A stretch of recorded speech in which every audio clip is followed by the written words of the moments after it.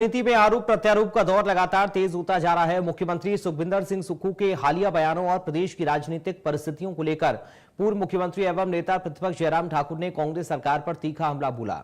उन्होंने मंदिर, सनातन, पंचायत चुनाव, कथित चंदा विवाद, कानून व्यवस्था और भ्रष्टाचार जैसे कई मुद्दों पर कांग्रेस सरकार को घेरते हुए कहा कि प्रदेश की जनता अब बदलाव का मन बना चुकी है। और क्या कुछ उन्होंने कहा वो भी आप सुनिए। मैं आज आपके बीच में यहां पर हूं। आप अंदाजा लगाइए कि पंचायत के चुनाव में क्या संदेश आया है। संदेश यही आया है कि हिमाचल प्रदेश में लोगों ने तय कर लिया है कांग्रेस को उखाड़ फेंकना है, उखाड़ करके फेंक दिया है। 70% पंचायतों में हिमाचल प्रदेश में भारतीय जनता पार्टी के लोग जीते हैं। 12 जिला परिषद में से 10 में भारतीय जनता पार्टी का बहुमत है। जिन जिलों में जिला परिषद में हमारे लोग ज्यादा जीत करके आए हैं, वहां जिला परिषद के चेयरमैन, वाइस चेयरमैन के लिए डेट नहीं दी जा रही। 1 महीना 1.5 महीना होने जा रहा है, चुनाव का परिणाम निकले हुए। यहां कांगड़ा जिला में हूं, जिला परिषद के चेयरमैन के चुनाव क्यों नहीं हो रहे? और हम उन अधिकारियों को बड़ा स्पष्ट कह रहे हैं, फिर कह रहे हैं, बार बार कह रहे हैं कि सुधर जाओ, नहीं तो सुधार देंगे। बड़ी सीधी सी बात है। 1.5 महीना बीतने के बावजूद भी आप चेयरमैन, वाइस चेयरमैन के चुनाव नहीं करा रहे। जहां बहुमत भारतीय जनता पार्टी के, वहां चुनाव नहीं हो रहे।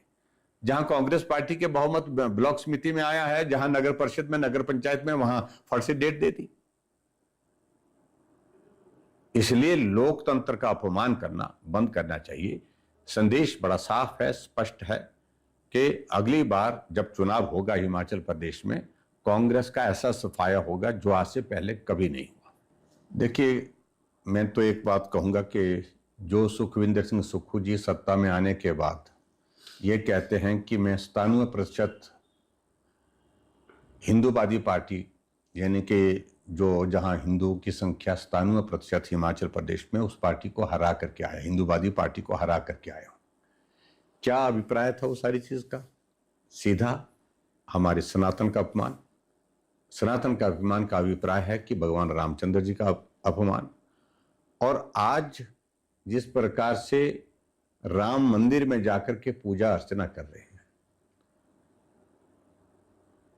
आप मंदिर में जाओ आस्था के कारण, श्रद्धा के कारण, वो सब ठीक लगता है, अच्छा भी लगता है और जाना भी चाहिए।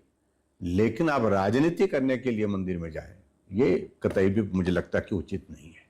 और ऐसी परिस्थिति में जो खासतौर से जो जिस बात का वो जिक्र कर रहा है, जिस मसले को लेकर के वो बात कर रहे हैं, उस बारे मामले को लेकर के जांच चली है, गहन जांच चल रही है।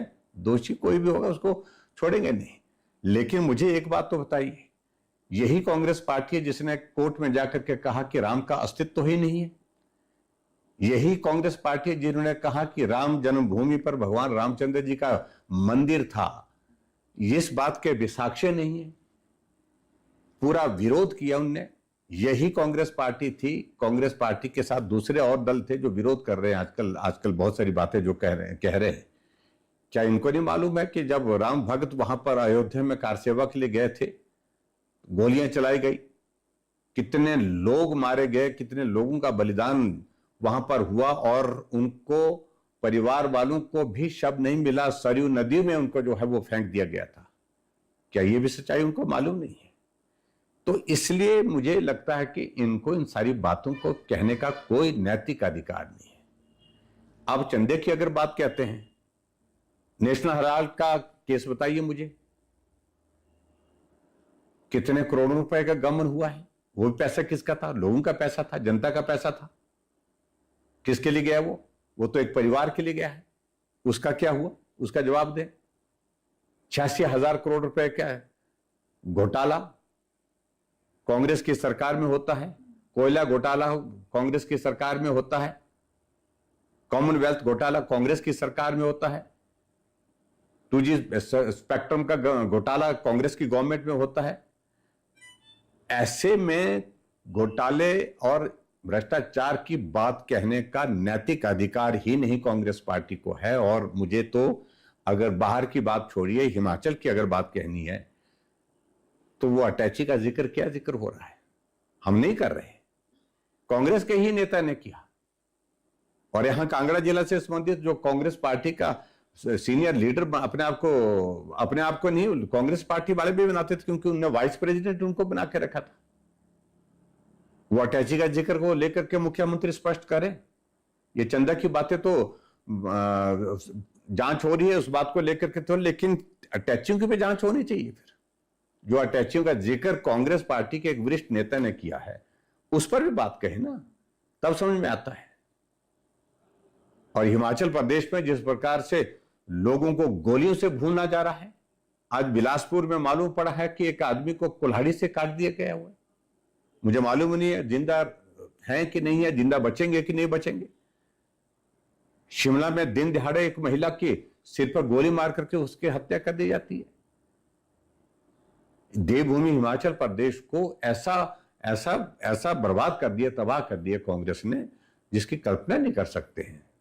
तो इसलिए मैं ये कहूंगा कि इन सारी बातों का नैतिक अधिकार कांग्रेस पार्टी के लोगों को, कांग्रेस पार्टी के नेताओं को बिल्कुल भी नहीं है जिन बातों का जिक्र